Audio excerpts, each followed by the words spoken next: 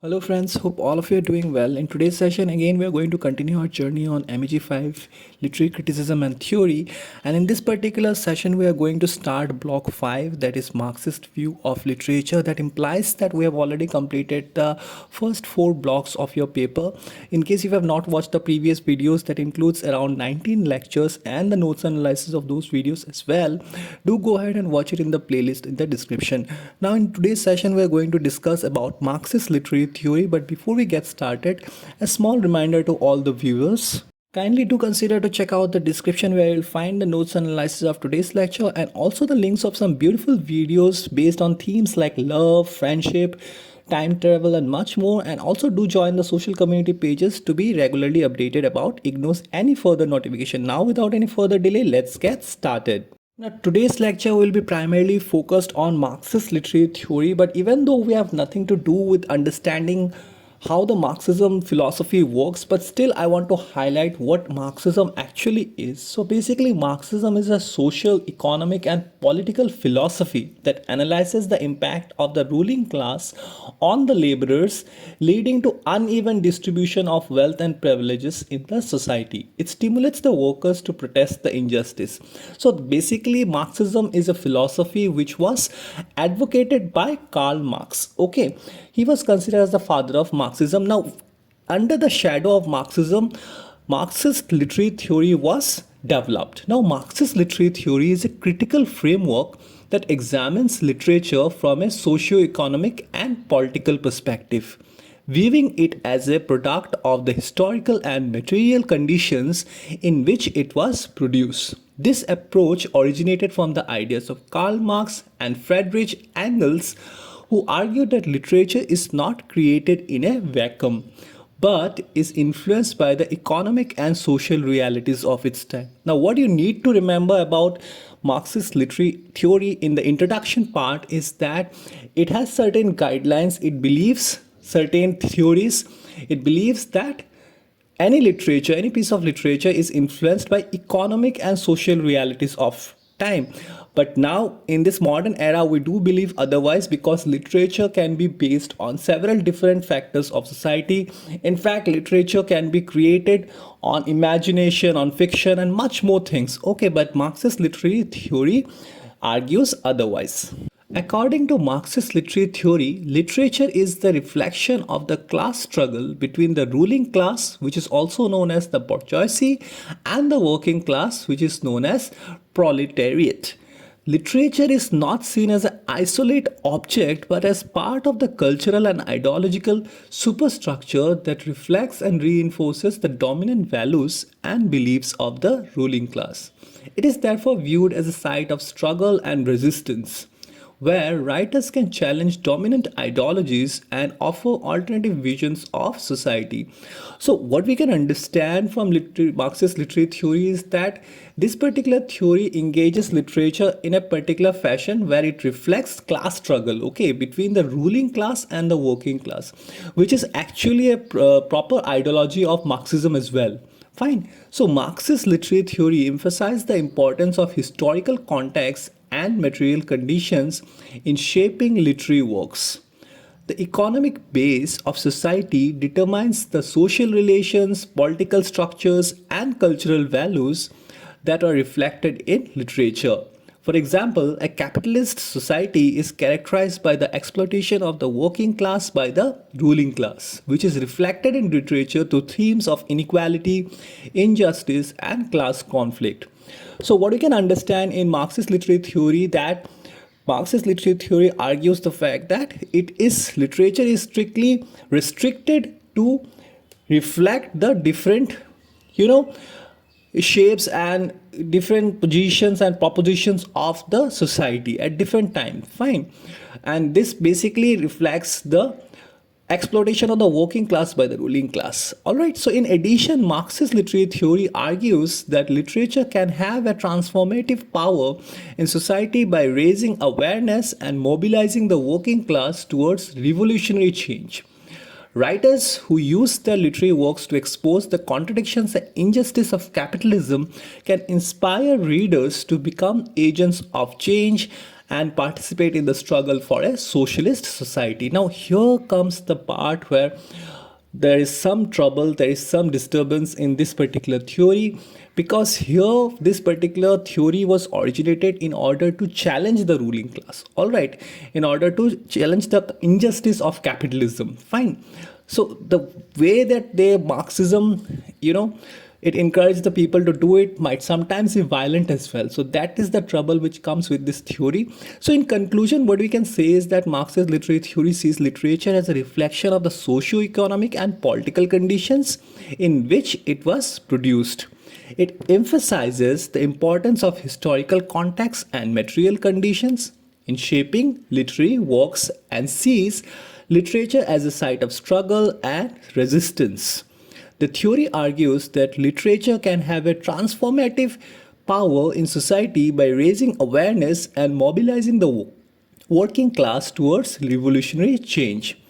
Now, what I want you to understand is that Marxist literary theory works as a tool for the working class in order to fight the suppression of the ruling class. Okay, with the help of literature, they want to reflect the various phases of society which is kept hidden in the regular literature. Now, such a theory which is restricting literature to socio-economic and the political conditions of the society will definitely have some limitations. So it's very important to write the limitations of Marxist literary theory in your answers as well. So this particular theory is a critical framework that views literature as a reflection of the social and economic condition in which it was produced. It analyzes literary works in the context of class struggle, power relations, and material conditions of society. While this approach has contributed significantly to literary studies, it also has its limitations and drawbacks. So let us now one by one understand what are the limitations of this particular theory, that is Marxist literary theory. Now, one of the primary criticisms of this theory is that it tends to reduce literature to a mere reflection of society. As I've mentioned many times in this session, that this particular theory reflects the different sides and different phases of society. So that is the problem actually. Literature should not be restricted to a particular domain. This approach ignores the creative and imaginative aspects of literary works and reduces them to a set of predetermined social and economic conditions. As a result, it fails to account for the aesthetic qualities of literature, such as use of language, symbolism, imagery. Now, when we talk about literature, most of us will accept the fact that we read literature because for the love of it, okay, because of the aesthetic pleasure that we have while reading the literature.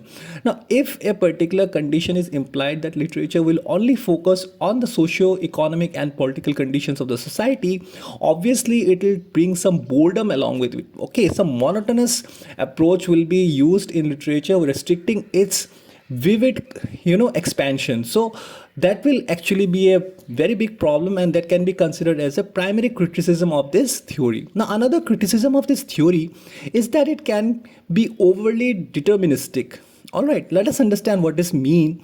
This approach tends to see literature as a product of social and economic forces with little room for individual agency or creativity. This perspective can lead to a simplistic understanding of literature and overlooks the complex ways in which writers use language and form to shape meaning. Now, in this criticism, we understand that Marxist literary theory can be used as a particular medium to use literature as a tool in order to be more deterministic in nature. So that implies that already the literature is like prescribed to be used in a particular fashion where the outcome can be predicted out of it. Okay, rather than exploring the various different possibilities of literature and the complex nature of the writing style of the writer, we are more of deterministic nature in case of Marxist literary theory. Moreover, literary theory, that is the Marxist literary theory, tends to focus exclusively on class struggle and overlooks other forms of oppression.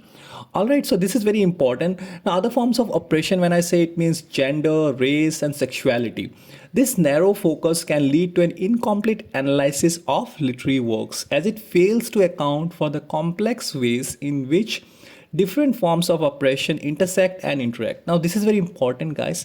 Marxist literary theory is based on the ground rules that it will focus on oppression by the ruling class towards the working class. But if we see clearly, if we see the with the help of a magnifying glass, the society, and we will see that the society, a lot of people are getting oppressed in the name of gender, race, and sexuality. So rather than encompassing every oppression, Marxist literary theory only focus on the oppression based on ruling class, okay, on the class struggle. Finally, some critics argue that Marxist literary theory is overly politicized and instrumentalized literature for political purposes. Fine. This approach tends to view literature primarily as a tool for advancing social and political change rather than as an end in itself. While literature can certainly be powerful means of social critique and political resistance, reducing it solely to an instrument of political change can limit its potential and undermine its artistic value. In conclusion, Marxist literary theory has made important contributions to literary studies, but it also has its limitations and drawbacks. A critical approach to literature should be interdisciplinary, taking into account not only the social and economic factors but also aesthetic, cultural, and historical contexts. So, under this banner of limitations of Marxist literary theory, we understand that several criticisms of Marxist literary theory is quite valid. Even though Marxist literary theory has huge significance in the field of literature, you cannot overmine or you cannot undermine the fact that it should be interdisciplinary in nature, taking into account not only the social and economic factors but also the aesthetic, cultural, and historical contexts. So this is the video, guys. I hope you had an insight regarding the Marxist literary theory and its limitations. In case if you have any other trouble understanding any other point of this particular session, do feel free to comment in the comment section. I'll definitely try to address it.